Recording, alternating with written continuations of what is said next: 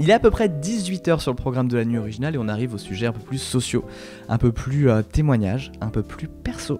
Et c'est la team Mademoiselle qui s'est installée pour parler du passage à l'âge adulte, notamment toutes les questions que ça peut poser dans la relation qu'on a avec nos parents, dans la relation aux décisions qu'on doit faire et aux actes de grandes personnes qu'on est censé faire mais qu'on galère à faire. Je crois que j'ai 1 milliard de courriers en retard. En tout cas, ce genre de conversation est toujours passionnante et la team Maz nous a rapporté des témoignages qui vont, je pense, vous parler.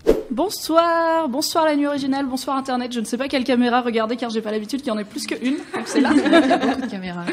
Merci d'être là, c'est l'heure de la team Mademoiselle, je suis Mimi, rédac chef adjointe, et on va faire un très rapide tour de présentation parce qu'on est 1000. Je suis avec Louise. Hello. Louise qui donc regarde le chat et pourra relayer vos commentaires et vos réactions s'il y en a.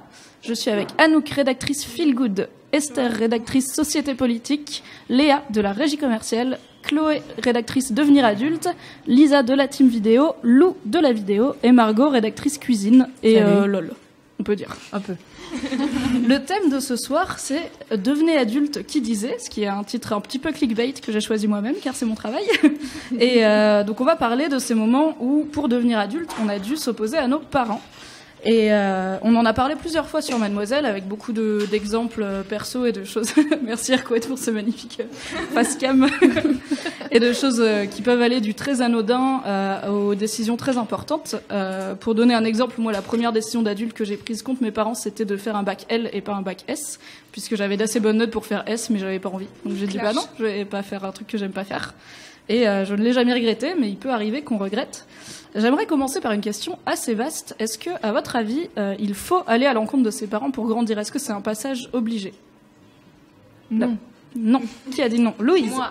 Peux-tu argumenter? Alors, moi, justement, en fait, c'est marrant parce que j'ai proposé ce sujet, mais en vrai, je me suis jamais vraiment fritée avec mes parents sur un sujet, genre mes études, ce que je voulais faire dans ma vie. Ils m'ont toujours dit... Fais ta life, vas-y, tu gères. Vraiment, des fois, on flippe, mais vas-y. Donc, en fait, t'as proposé pour écouter les clashs des autres et toi, t'es tranquille en mode, moi, ça va. Non, mais en vrai, voilà, je pense pas que c'est nécessaire. Il y a des trucs sur lesquels je me suis pris la tête avec mes parents, des trucs de merde, genre quand j'étais ado, je détestais mon beau-père. Voilà, c'était genre ma bête c'est noire. quand même quelque chose. Et je l'ai dit, en fait, je l'ai dit à ma mère assez tôt. J'étais en 6e, je lui ai dit maman, j'aime pas ton mec. Elle m'a dit bah écoute, balèque, parce que en fait moi je suis amoureuse de lui. Et j'ai fait ok, et j'ai pleuré longtemps. Et en fait il y a un moment donné, c'est là aussi que tu te rends compte que tes parents sont pas que tes parents, qui sont des personnes comme toi et qui font des choix, et que en fait si ça te plaît pas, bah c'est pareil parce que c'est leur vie. Est-ce qu'il y en a qui sont pas d'accord avec Louise? Est-ce que vous pensez que c'est quand même une étape, sinon indispensable, en tout cas primordiale, de s'opposer au moins une fois à ses parents? Ouais. Margot? Oui, alors moi, je vais me parler là parce que c'est un peu l'histoire de ma vie, m'opposer à mes parents. Je sais bien. Et que, oui, clairement, je passe ma vie à pas être d'accord avec eux. Et clairement, j'ai l'impression qu'il y a vraiment un avant et un après moment où tu t'opposes à tes parents, même si c'est pour un petit truc. En fait, c'est quand même assez symbolique. Et finalement, c'est à travers ça que tu grandis, quoi, je trouve. Du coup, ça me fait une transition, parce que je pense que toi, un peu oui. Est-ce que tu as déjà eu à faire face à une réaction violente de la part de tes parents quand tu n'étais pas d'accord avec eux? Bah oui, alors clairement. Parce qu'on a une histoire. Le premier gros truc où je me suis vraiment bien engueulée avec mes parents, c'est quand je me suis fait larguer pour la première fois. Déjà, ils n'étaient pas pour que je sois avec un mec à l'époque. J'avais 18 ans. Déjà. Et ils étaient vraiment pas pour. Et quand je me suis fait larguer, c'était un peu en mode... Voilà, je te l'avais dit. Et ils m'ont inscrit un peu de force à un truc... Enfin, c'est ma mère. M'a inscrite un peu de force à un truc pour aller me confesser. Pour en parler. Parce que qui de mieux qu'un mec célibataire pour toujours, qui a l'habitude pour conseiller une jeune femme... Il est pas genre marié... Ah non, il peut pas être marié à Jésus, c'est un mec. Pardon. Non, c'est pas ça. Ça ne se fait pas. Non, mais... Et du coup, en fait, c'était juste que mes parents, ils avaient les clés à eux. Genre les clés qui pensaient être les meilleures pour m'aider. Et en fait, clairement, ça m'allait pas. Et ça a été vraiment très violent. C'est moi qui ai dû appeler ce putain de truc où je devais dire « En fait, c'est annulé le rendez-vous !» Et donc tu n'y as pas été? Non, j'y ai pas été, donc clairement, non. Et ça a été un gros truc. Et je pense que c'est une des disputes les plus violentes que j'ai eues avec mes parents. Ça. La fois où je me suis fait larguer et que j'ai pas voulu en parler avec un prêtre. C'est vraiment... Je pense que tu devrais appeler tes mémoires comme ça. Je me suis fait larguer, j'ai pas voulu en parler à un mec célibataire pour toujours. J'en parlerai à mon biographe officiel. Est-ce qu'on a d'autres Oui, Anouk. Moi, je pense que vos propos, ils sont pas du tout contradictoires, en fait. Parce que tu dis, c'est pas nécessaire d'aller à l'encontre de ses parents, certes, mais c'est parce que tes parents, ils t'ont toujours poussé à faire ce que tu voulais. Mais peut-être que si Margot aussi, ses parents avaient été aussi compréhensifs, elle n'aurait pas eu besoin d'aller à l'encontre d'eux. Maintenant, ça me semble nécessaire de se dire d'avoir eu la réflexion, de se dire que même si c'est pas nécessaire, c'est une possibilité. Et souvent, on oublie quand on est encore très jeune que ça reste une possibilité. Et le passage à l'âge adulte, il arrive au moment où on se rend compte que bah ouais, c'est des adultes, c'est comme nous, s'ils font leur choix. Bah toi, ta mère, elle s'est mise avec un mec, elle t'a dit genre bah, non, rien à foutre, je fais ma vie quoi. Et même si c'est pas un méga clash, c'est pas genre t'as arrêté l'école et t'as commencé à vendre du crack, bah mine de rien. Faut que je parle comme ça? Non, pas du tout, non. Je vous ai un signal, Louise. Ok. Bah, tu t'es quand même mis en petite confrontation à elle à un moment ou à un autre et t'as été recadré, mais c'est pas grave, et t'as grandi de cette histoire et on grandit de tout ça, mais... Ouais, il y a Esther qui voulait intervenir. Ouais, en fait, je suis assez d'accord avec toi, mais je pense que ça se fait juste par étapes, en fait. Soit t'as le choix de pas avoir à traverser vraiment cette étape et tu fais tes choix toi-même et t'es encouragé à les faire. Soit moi je sais que par exemple, j'avais jamais eu vraiment à m'opposer à mes parents avant cet été à peu près. Et cet été, j'ai fait un choix qui était un peu... Je pense qu'ils savaient que c'était le meilleur choix que j'avais à faire pour moi, mais eux, ça les blessait parce que ça voulait dire que j'allais beaucoup moins les voir. Et en fait, de faire ce choix, moi je savais que c'était ce qui allait me permettre d'avancer dans ma vie et que ça allait m'amener vers mon but, quoi, ce que j'ai envie de faire. Et j'ai pris la décision de le faire et en fait c'était tout simplement de dire je vais faire mon stage à Mademoiselle cet été et je vais rester et je vais le prolonger d'1 mois et même si ça veut dire que je vous vois pas alors que je vous avais pas vu depuis 6 mois voire 1 an parce que j'étais à l'étranger avant, etc.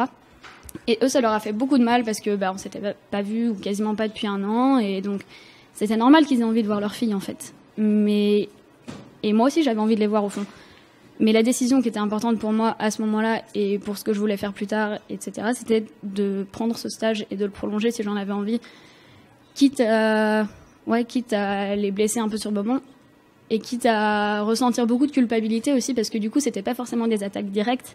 Et c'est là, je pense, où ça peut être un peu vicieux, tes désaccords avec tes parents parce qu'ils m'ont pas dit directement genre non, on veut pas que tu le fasses. Ils m'ont dit ok, on va pas se voir alors. Ils sont pas en colère, ils sont déçus. Cette phrase horrible. Un peu ça. Et en fait, je pense que c'était pas méchant de leur part, mais juste moi, je vivais avec la permanente culpabilité cet été de me dire oh merde, je rentre pas chez moi, je les vois pas. Et en fait, le fait d'avoir pris cette décision à ce moment-là et d'avoir fini par en parler à mes parents, et il y a un jour où je me suis pris très très fortement la tête avec ma mère à ce sujet-là, et j'ai fini par lui dire que je culpabilisais énormément parce que j'avais l'impression qu'elle trouvait que je faisais pas les bons choix, etc. Et au final, elle me prend plus du tout la tête avec ça et maintenant ça va de nouveau beaucoup mieux. Donc je pense que ça peut vraiment être par étapes en fait. C'est pas parce que tu t'opposes une fois à tes parents que t'es condamné à t'opposer à des parents tout le temps en fait. Je te vois, Chloé, hocher la tête, donc tu es notre référente en matière de vie d'adulte sur Mademoiselle. Quel est ton avis sur ces questions délicates et diplomatiques ? Alors effectivement, moi je suis un peu dans le même cas que Louise, c'est-à-dire que mes parents m'ont toujours plutôt poussée à faire ce que j'avais envie de faire. Donc je me suis pas trop opposée à eux, mais ce que je trouve intéressant dans ton témoignage, en fait, c'est pas forcément même une question d'opposition, c'est juste parfois une question de priorité ou de principe ou de valeur, en fait. Ça peut juste être un désaccord sans être une opposition. C'est-à-dire qu'on n'a pas forcément tous les mêmes priorités et ça ne veut pas dire qu'on s'aime pas ou qu'effectivement on n'a pas envie pour autant que nos parents comprennent, mais parfois on ne peut pas en fait. Bah écoute, la troisième question que j'avais notée et que j'avais envie de vous poser, c'est est-ce que c'est une bonne idée d'éviter la dispute et d'essayer de régler les choses de façon diplomatique, ou est-ce que peut-être la dispute peut être saine dans le processus pour grandir, Lou ? Alors, j'aime bien cette question parce que, en fait, nous, avec mes parents, pareil que vous deux, j'ai été élevée vraiment en mode fais ce que tu veux de ta vie et tout ça. Mais le truc, c'est que nous, on est très un peu peaceful, câlin, bisounours, et on déteste se prendre la tête. Et en fait, ce qu'on fait, parce que dans la vie, on a des conflits, c'est normal. Il y a des moments où on n'est pas d'accord, c'est juste normal. Mais ce qu'on fait, c'est qu'on évite le conflit. Donc, est-ce que c'est une bonne idée ? Je ne trouve pas. Je trouve qu'il y a vraiment un moment où il faut se dire les choses, quitte à ce que ça fasse mal, quitte à ce qu'il y ait du conflit. Mais c'est beaucoup mieux que de ne rien dire et d'être sans cesse dans le je boude, je fais la tête et tout ça. Parce que du coup, c'est comme ça que ça se manifeste chez moi. quand on se prend la tête, c'est qu'on dit rien et puis on boude.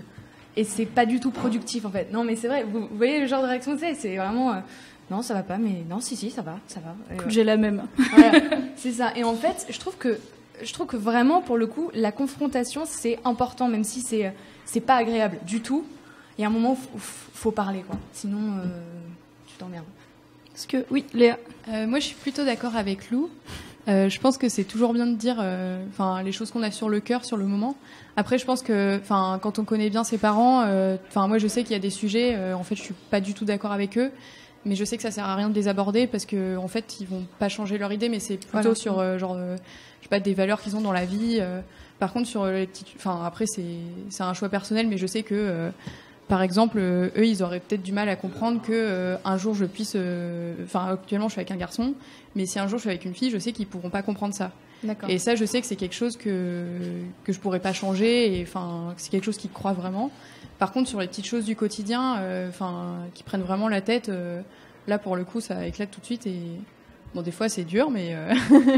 Oui, après le contraire, quand ça éclate tout le temps, c'est pas. Non, c'est pas tout le temps. L'excès, c'est mais pas le bien. Je pense que c'est bien de le faire quand on a vraiment des choses sur le cœur. Oui. Mais surtout, du coup, comment tu différencies un vrai coup de gueule qui vient d'un vrai truc grave et juste un coup de gueule en mode je me suis levé du pied gauche et j'ai envie de gueuler, ça doit être. Enfin, moi, personnellement, j'ai une mère assez sanguine et parfois, je mets du temps à savoir est-ce qu'elle est vraiment énervée parce qu'elle est pas d'accord avec ce que je dis ou ce que je fais, ou est-ce que. Enfin, ça va mieux maintenant que j'ai grandi, mais des fois, c'était juste genre est-ce que c'est pas la bonne face de la lune ou est-ce que c'est juste vraiment grave en fait?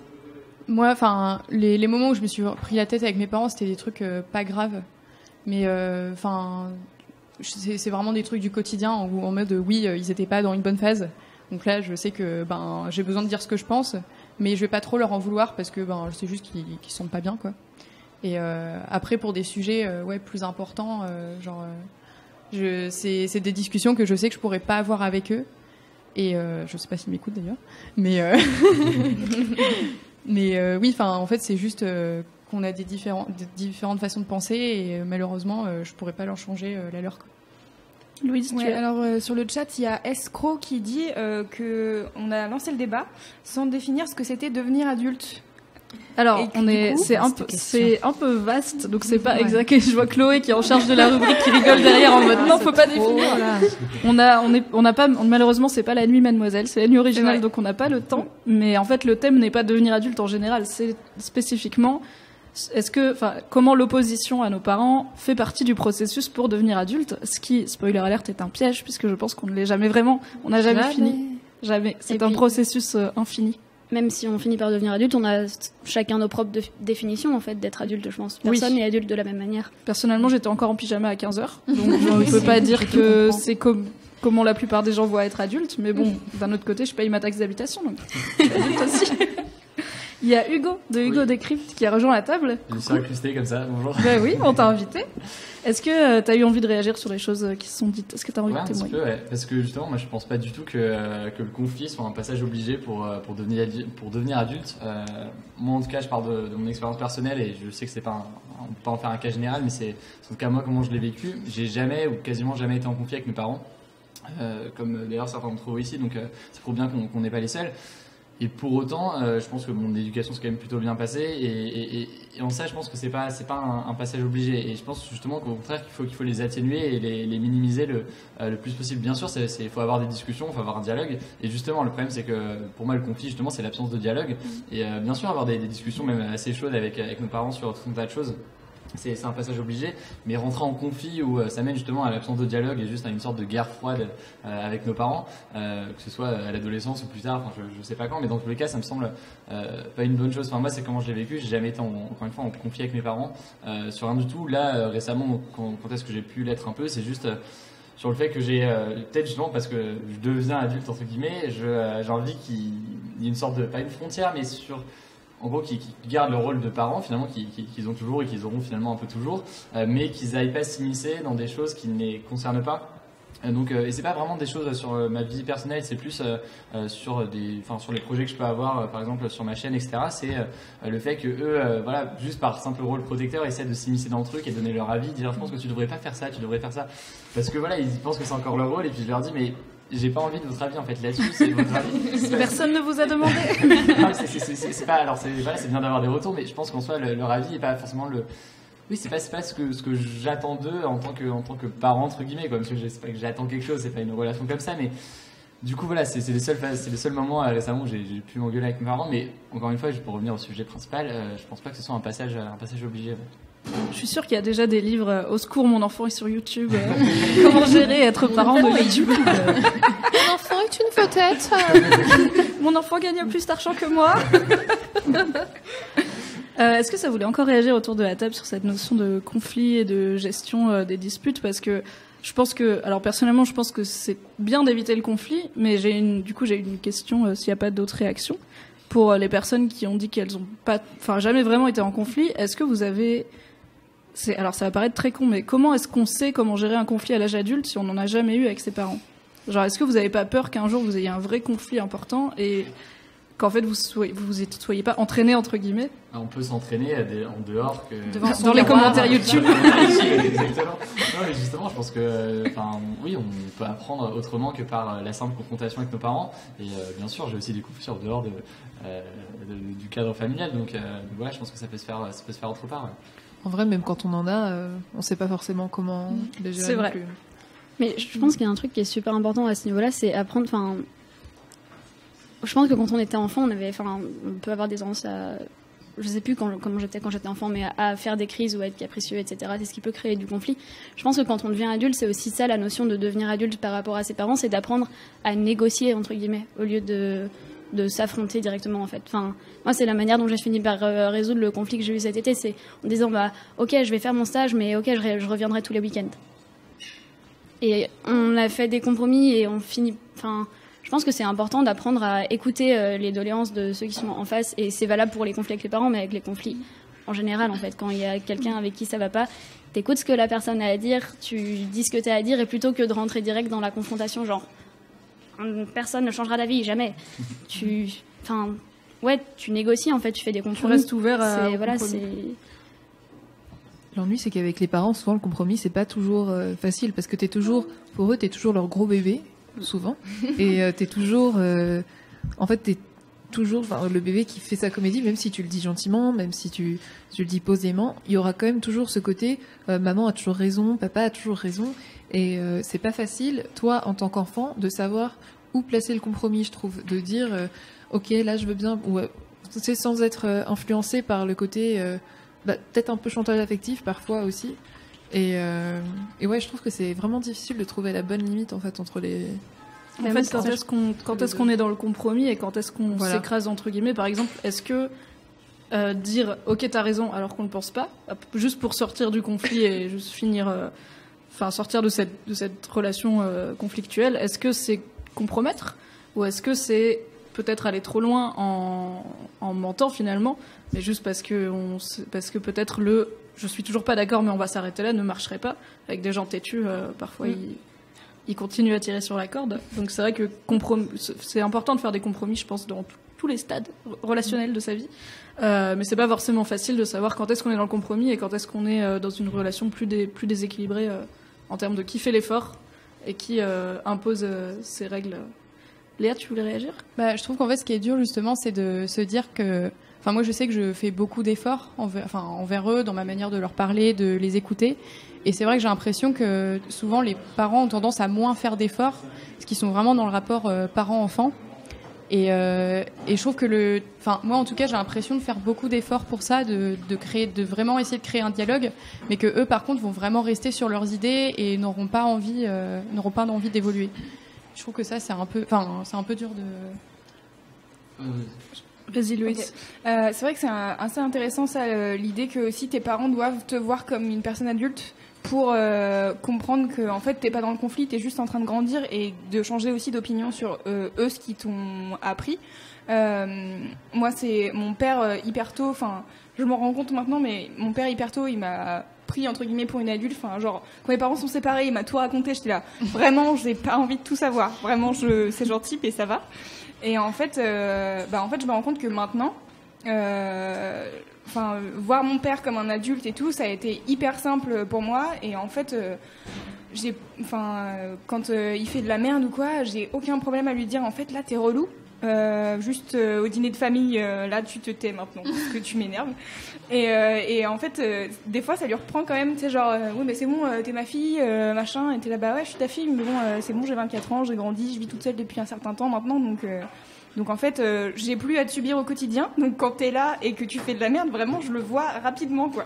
Et c'est excellent comme manière du coup t'es là genre bon bah en fait juste arrête. Donc des fois il se vexe. Et donc il reste dans son coin et t'es là qui est l'adulte vraiment, qui boude.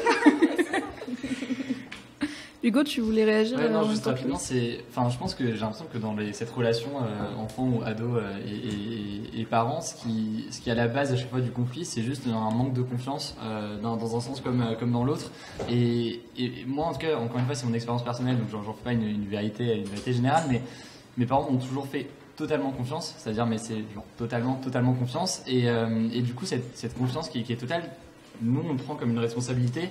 Et ça fait que justement, il y a le fait que ça atténue un peu les conflits. C'est-à-dire que le fait qu'ils accordent une confiance comme ça, qu'ils m'accordent une confiance assez tôt et assez grande, fait que moi, je pense que j'ai cette responsabilité de respecter ce qu'ils m'accordent et du coup de pas faire de conneries entre guillemets. Et en gros, je pense que c'est vraiment la base de l'atténuement de ces conflits, c'est justement qu'il y ait cette confiance mutuelle entre les deux qui permet justement de stopper les conflits, quoi. Oui, Chloé. Je pense que ça dépend aussi des schémas familiaux parce que effectivement, j'ai l'impression que pour beaucoup de familles, il y a une forme de hiérarchie, donc où les parents sont clairement au-dessus et les enfants ou l'enfant est au-dessous. Et en fait, quand tu grandis, le principe, c'est de réussir à faire comprendre et à faire accepter, tant bien que mal, à tes parents que, en fait, cette hiérarchie va diminuer pour ne plus exister. Et pour moi, le moment où ils t'acceptent comme adulte, c'est quand ils acceptent de supprimer en fait cette hiérarchie entre vous et de considérer que ta parole a autant de valeur que la leur, y compris si t'es pas d'accord avec eux, en particulier si t'es pas d'accord avec eux en fait. Et je pense que la différence dans les familles comme celle de Louise ou la mienne, c'est qu'en fait nous ça s'est fait plutôt progressivement et que dans certains cas ça doit se faire plutôt via un clash de façon assez franche.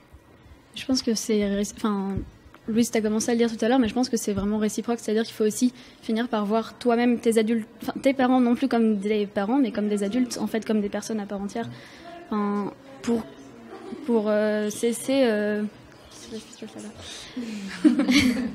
pour cesser d'avoir toute la partie, par exemple, justement, tes parents font des choix avec lesquels toi-même t'es pas d'accord, en fait, et le conflit s'inverse dans ce cas-là, ou des choix qui peuvent te faire du mal, etc. Et il y a aussi un moment où tu finis par te dire, ok, en fait, ils ont une vie, ils ont leur vie, ils ont des projets à mener aussi, et parfois tu peux te rendre compte aussi, j'en parlais récemment avec des amis, que tes parents sont pas forcément heureux dans la situation où ils sont actuellement, et que peut-être ils ont une décision à prendre un jour. Je sais pas si ça a pu aider pour toi, Louise, mais si ton père t'a expliqué effectivement tout pourquoi ils avaient divorcé, etc.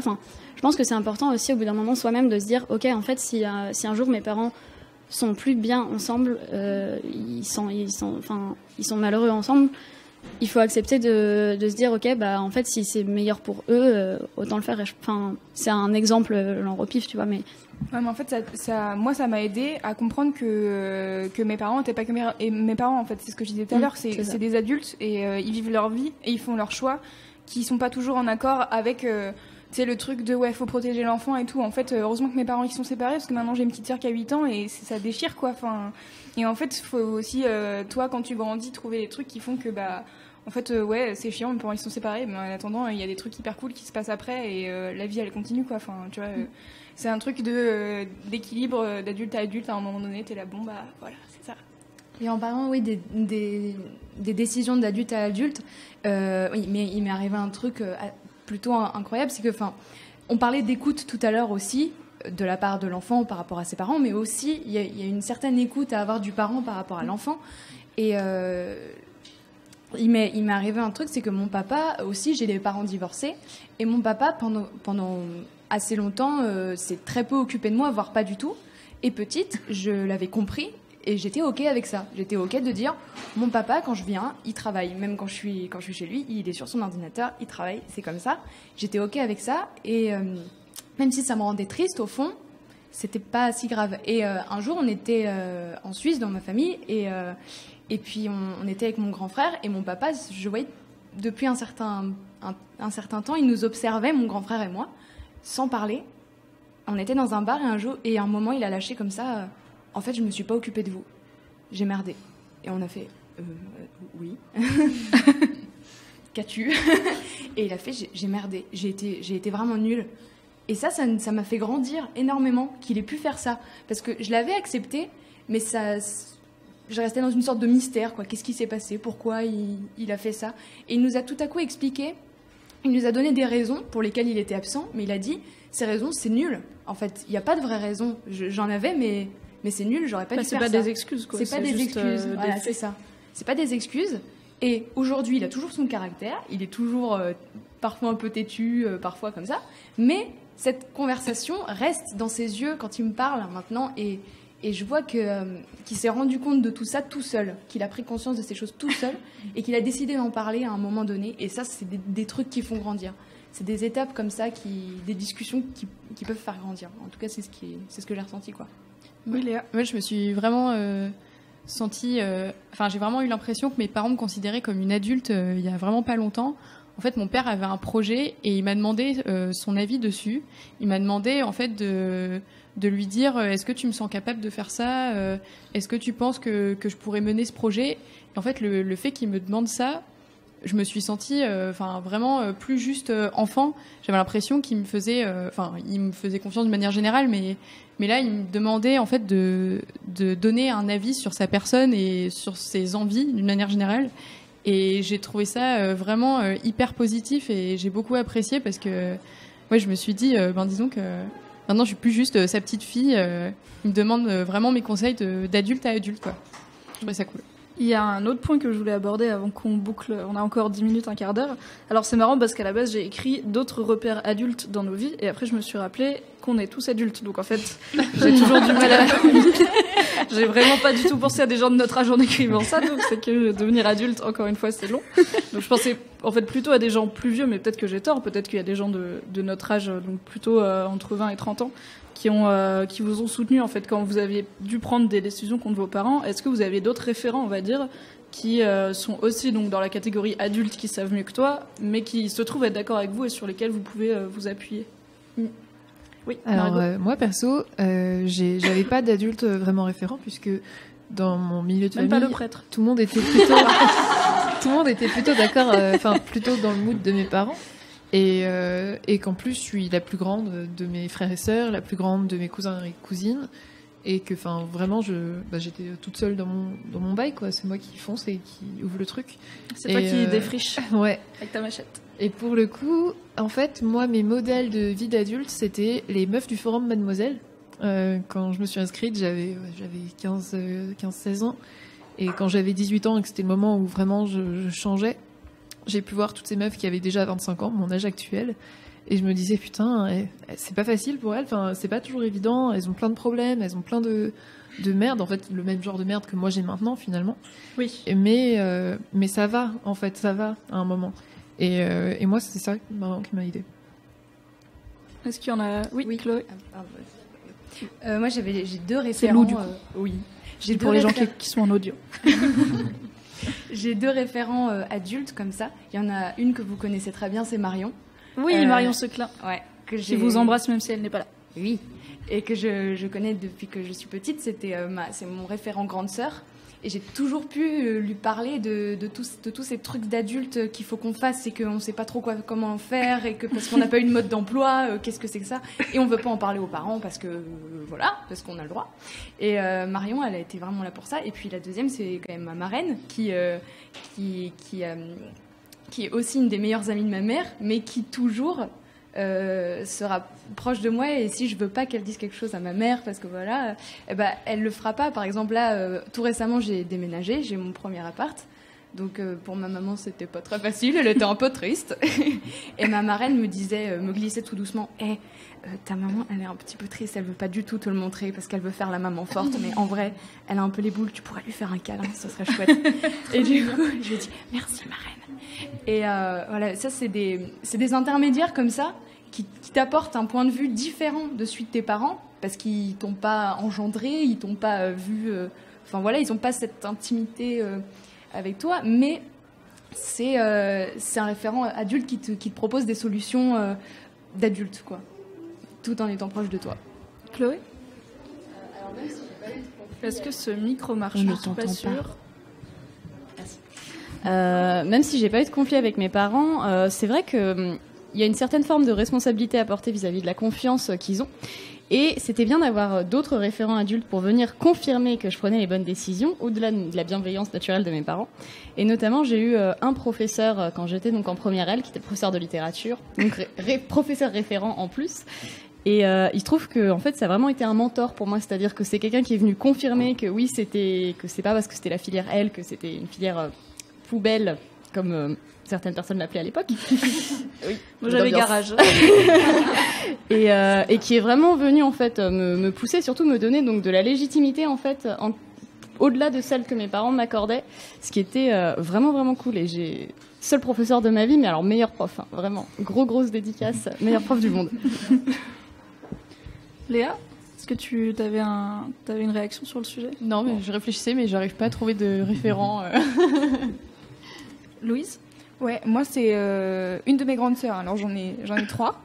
Et il y en a 2 desquelles je suis plus ou moins proche, et en fait on partage pas vraiment les mêmes problématiques, donc du coup j'ai une sœur qui a quasiment 40 ans, une autre qui a 30 ans mais qui est genre loin, n'a pas la même vie, et du coup j'ai une autre grande sœur qui a 35.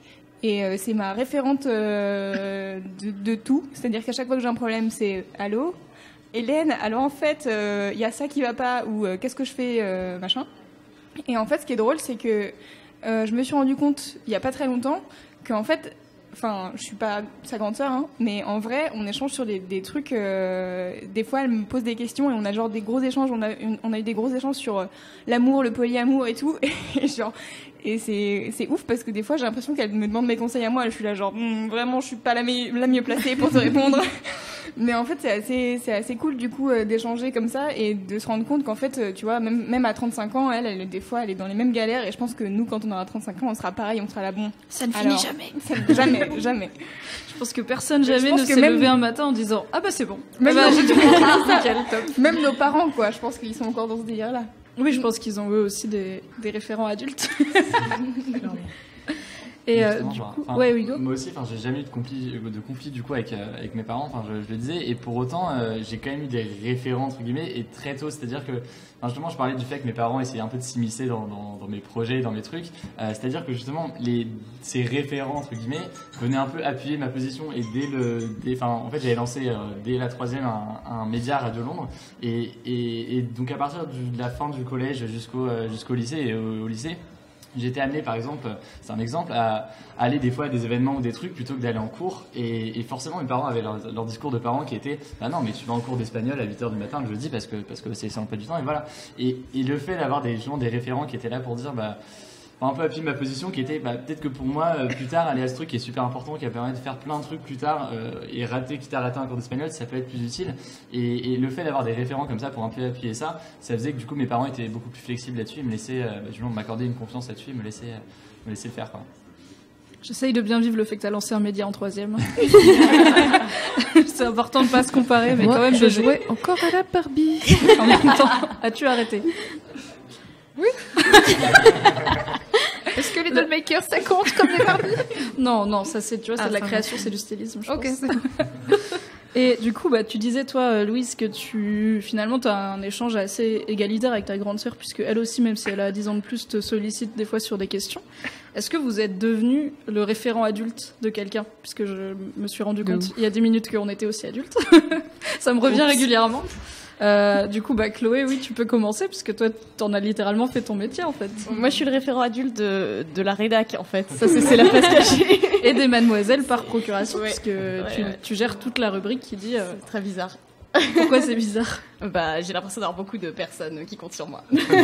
On compte sur toi. On sait pas quoi faire de nos papiers. Sur la sécu, Apprends-nous. C'est pas simple.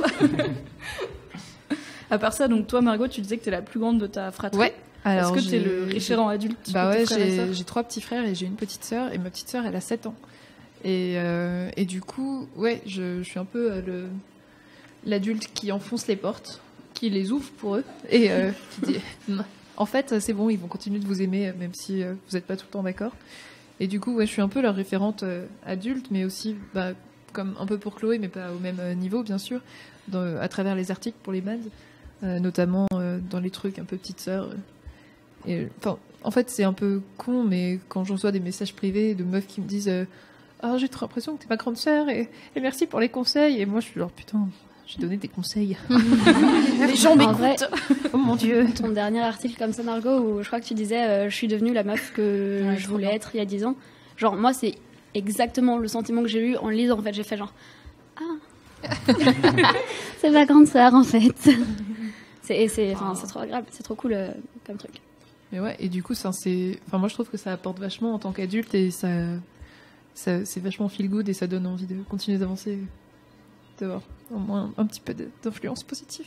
Bah oui, carrément. Et ça te met pas une pression un peu, enfin pas négative, mais un petit peu plus dans le côté stress, genre oh là là, du coup il faut vraiment que je fasse attention parce qu'il y a des gens qui ont la drôle idée de m'écouter quand je parle et du coup si je dis un truc pas bien. Ouais, du coup je fais attention, mais en même temps ça me donne des ailes de ouf, ça me donne trop envie d'avancer et c'est un truc qui me motive de ouf. J'aime trop apprendre, j'aime trop transmettre aux gosses et j'aime trop, dire à ma sœur les trucs, j'aime trop lui parler, j'aime trop lui dire en fait si quelqu'un te traite comme une merde, il n'a pas le droit d'être ton ami oui. C'est plein de trucs, en fait c'est plein de choses et même au niveau du sexisme et je vois comment ma sœur elle est aujourd'hui, je vois les fruits que ça apporte et je vois comme elle est volontaire et courageuse et comme elle est trop contente de sortir que n'importe quoi, elle jouait pour les filles et les garçons, j'ai vu machin, il jouait avec mes poupées l'autre fois, je peux te dire que moi je préfère les petites voitures et voilà. C'est ça le futur, voilà. C'est ta petite sœur. Et voilà. Et du coup, je trouve que c'est vachement. Ça pousse, quoi. Ça donne envie de grandir. Là, on va. Du coup, oui, Hugo, en fait, toi, avec ta chaîne, est-ce que t'as un côté référent adulte pour plein de gens ? Je saurais pas forcément dire. J'ai déjà une responsabilité, forcément, parce que j'ai une audience, entre guillemets. Donc, effectivement, là-dessus, j'ai une responsabilité. Alors, sur le contenu que je fais, on va pas en parler trop parce que c'est pas l'objet. Mais effectivement, c'est pour ça que je fais aussi un contenu assez objectif, etc. Parce que je veux pas non plus imposer mon idée, imposer mon idée, ma position et mes opinions sur les sujets que je traite d'actualité. Après, est-ce que je suis un référent ? Je sais pas parce que je parle le plus possible aux abonnés de la chaîne et tout, mais je peux pas non plus être dans quelque chose de très très proche. Moi je sais que j'ai été forcément aidé sur tous mes projets par des gens, on parlait les référents qui ont un peu me défendaient quand il fallait, et je sais à quel point c'est important, donc j'essaie de le faire forcément avec des jeunes qui sont plus jeunes que moi, qui commencent aussi à lancer un peu des trucs, et j'essaie de les aider là-dessus, mais oui, forcément après on a une responsabilité qui est extrêmement importante et qu'il faut bien l'utiliser, quoi. Et après je pense que c'est au-delà, c'est pas forcément un rapport direct en fait, c'est-à-dire que nos référents sont pas forcément des gens qu'on connaît personnellement, et je pense qu'on peut être aussi juste une source d'inspiration plus large sur le fait de, par exemple avec tes articles, finalement tu connais pas personnellement chaque personne qui lit l'article, mais tu restes une référence parce que t'inspires et tu donnes la voix finalement sur tous ces sujets-là, donc c'est un peu, il n'y a pas besoin d'être dans ce rapport direct avec chacune des personnes, quoi. Je suis assez d'accord avec ce que tu dis parce que en fait, moi j'ai pas dit que j'avais des référents adultes tout à l'heure parce que je cherchais et j'étais genre est-ce que j'ai un référent adulte en fait, je ne sais pas. Et je pense que j'ai 2 trucs en fait qui m'ont beaucoup aidé à devenir adulte et à faire des choix. C'est d'une part, en fait mes amis à moi quoi qui m'ont encouragée, et je pense que on est très En fait, c'est très complémentaire. Des amis qui sont là pour t'encourager et pour lesquels t'es là en retour pour les encourager. Moi, je sais que je suis arrivée à un moment dans ma vie où aujourd'hui, je me dis un peu genre, putain, je kiffe bien ma vie quand même, là, c'est cool. Et de pouvoir dire aux gens, en fait, vas-y, t'as envie de faire ce truc-là, défonce-toi et fais-le. Et écoute pas ceux qui te disent que t'as pas les capacités. Fais-le, genre vraiment. Si t'as envie de le faire, au moins essaye pour rien regretter. Et moi, c'est des gens, des trucs comme ça. Mon 2e référent adulte, qui m'ont fait réaliser ça, en fait, des contenus que j'ai écoutés, mais en vrai, rien que la nuit originale, ou des trucs, des interviews de gens inspirants, des TED Talks, qui sont des trucs qui finissent par te faire dire « Ok, allez, on y va », tu vois. Et je pense que c'est hyper important. Moi, c'est vraiment comme ça que je finis par me sentir un peu adulte, c'est en disant aux gens que je connais, c'est tout con, mais j'ai une pote qui me disait j'aurais bien aimé faire du théâtre, tu vois, mais j'ai jamais osé me lancer, et j'étais en mode mais meuf, t'as 20 ans, genre à quel moment c'est trop tard pour commencer le théâtre à 20 ans en fait. C'est vrai. Et est-ce que, donc j'aurais commencé par toi Chloé, est-ce que du coup on va faire une question méta, on a parlé devenir adulte par rapport à ses parents, devenir adulte par rapport aux gens, est-ce que tes parents ont pigé que t'étais une référente âge adulte pour d'autres gens? Alors, il faut savoir qu'en plus d'être très bavarde, je suis assez moralisatrice comme personne. Non, non. Voilà. Quoi? Donc, l'internet ne le sait pas. Je tombe de ma chaise. L'internet ne le sait pas parce qu'on repasse derrière tes papiers en mode arrête. Oui, c'est tout à fait véridique, je ne nie rien. Du coup, quand mes parents m'ont vu à 12 ans faire la leçon de morale à des personnes plus âgées que moi, je pense qu'ils se sont dit que j'avais un bon avenir en tant que référente. Je t'imagine comme une petite vieille dame avec eux, mais petite, comme tu sais, les gosses quand ils font la leçon. papillon. Oui. Oui, c'était à peu près ça. Donc, alors, qu'est-ce que tu veux après, pour, je sais pas si se représente en fait à quel point chez Mademoiselle on essaye de rendre service à nos lectrices en fait. C'est-à-dire, je sais pas si à quel point ils se rendent compte que dans mon travail il y a une composante de j'essaye vraiment d'aider en fait. J'essaye vraiment je prends ça très à cœur en fait. Et voilà, comme c'est Internet et on va pas se cacher, même si mes parents sont très 2.0, il y a quand même des choses qui leur échappent un peu. Et donc ça, c'est peut-être la seule mesure qu'ils n'ont pas prise, mais non, sinon je pense que vu mon caractère, je suis assez grillée, je pense. Ils tomberaient pas non plus de leur chaise. Toi, Margot, tes parents, du coup, qui sont, j'ai l'impression, encore dans une dynamique où t'es leur fille et ils ont quand même un peu raison à la fin.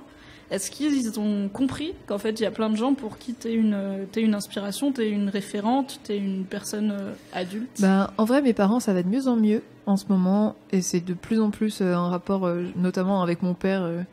Je l'ai vu en allant en week-end avec eux récemment, où il disait « Margot, petite bouteille de pinard pour ce midi ?» Voilà. Et moi qui lui disais « Non, tu conduis après. » Et Papa, arrête. Et non, c'est vrai que ça va quand même mieux, mais je sais pas s'ils se rendent compte, parce qu'ils sont pas trop sur Internet, à part... Enfin, si, ils sont vraiment sur Internet, mais pas dans mes bails.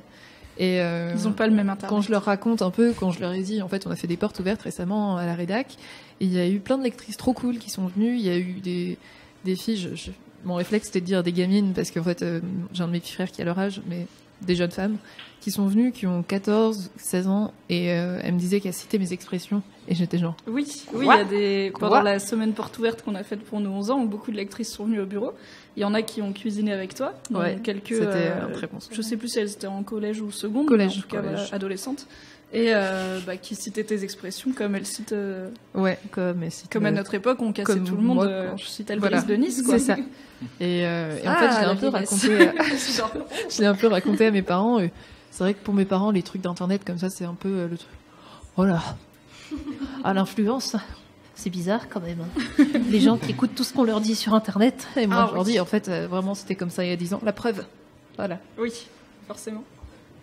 Hugo, est-ce que tes parents, est-ce qu'ils ont une idée de la taille de ta communauté, du rôle que tu peux avoir pour tes auditeurs et auditrices? Alors, de la taille, oui, parce que en soi, c'est un chiffre, même si on peut ne pas réaliser ce que ça représente, c'est un chiffre. Après, l'influence, non, mais je pense que même moi non plus, je le vois un peu de plus en plus, parce qu'en fait, c'est juste qu'on me le dit, en fait.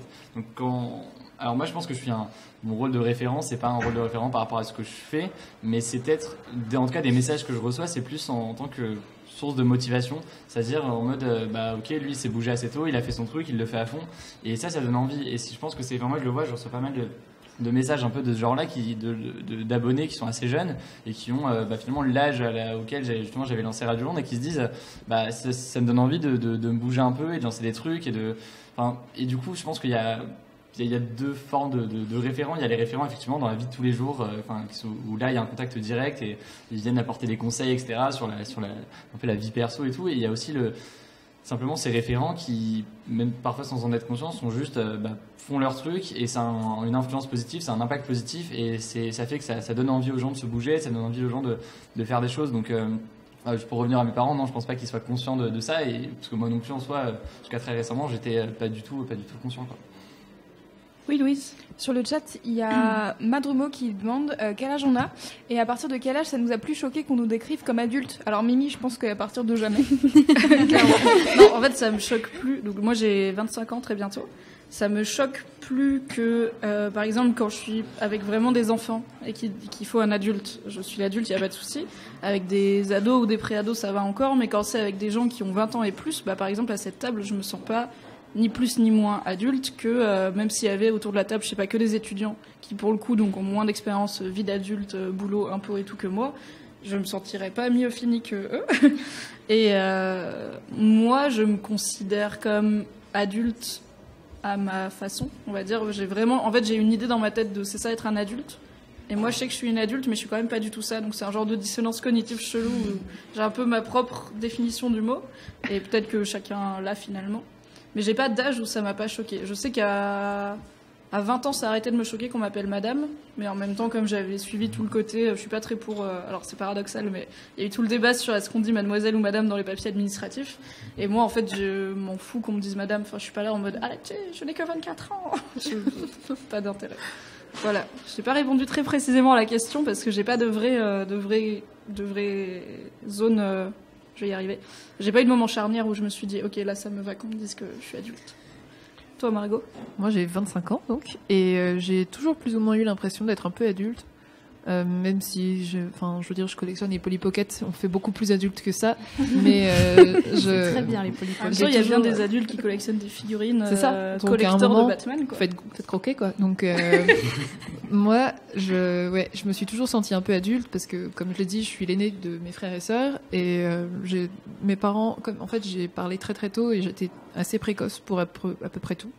Donc mes parents m'ont toujours parlé comme à une grande, quoi. Je suis jamais été genre petit bébé Margot. Donc c'est pour ça que maintenant je pense aussi c'est difficile que je m'en aille, notamment. Oui. oh non, c'est vrai. Mais ouais, du coup je me suis toujours sentie un peu plus grande que tout le monde et je suis habituée à daronner les autres. Donc, Ok. Lou, est-ce que tu es une adulte? Alors, je sais pas.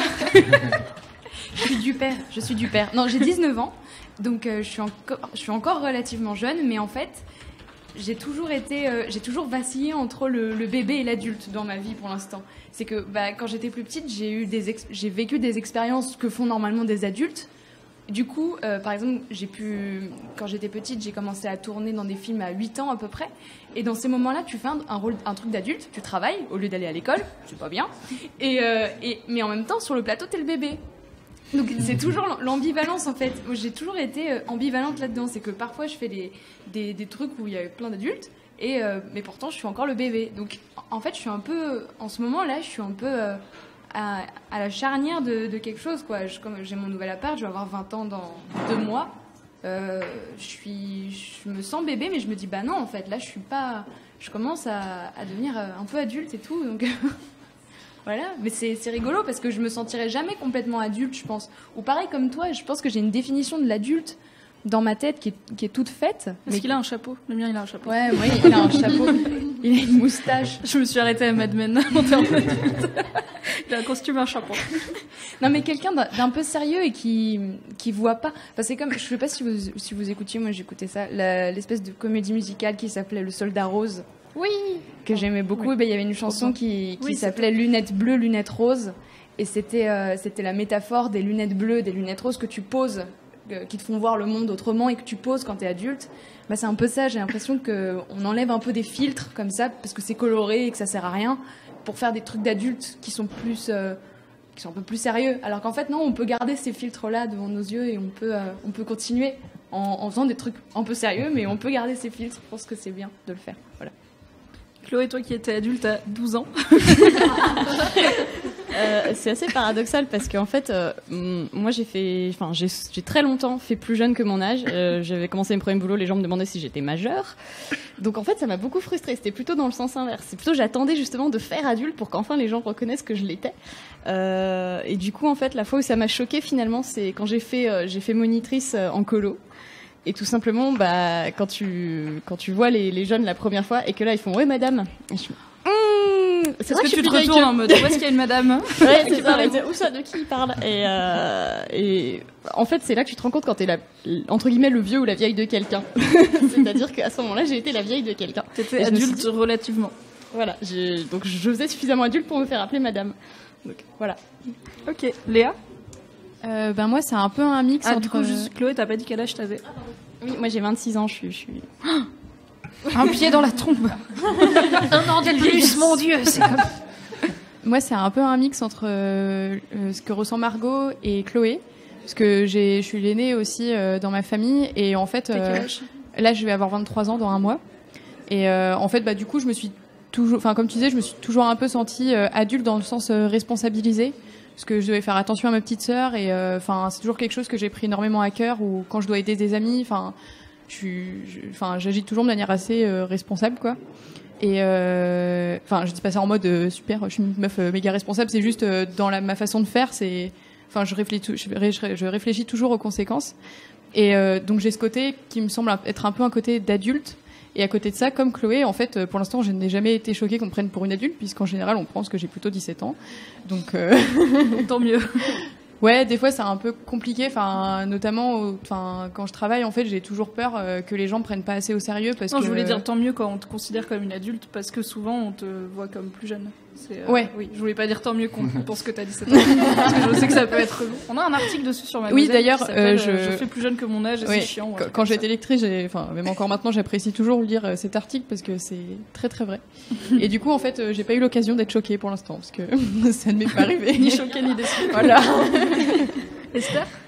Alors moi j'ai 21 ans et si je dois mettre un moment où je pense que je me suis considérée comme adulte, c'est quand j'ai arrêté de vivre avec mes parents. Donc quand je suis partie faire mes études à Paris, en fait j'ai eu mon appart, voilà.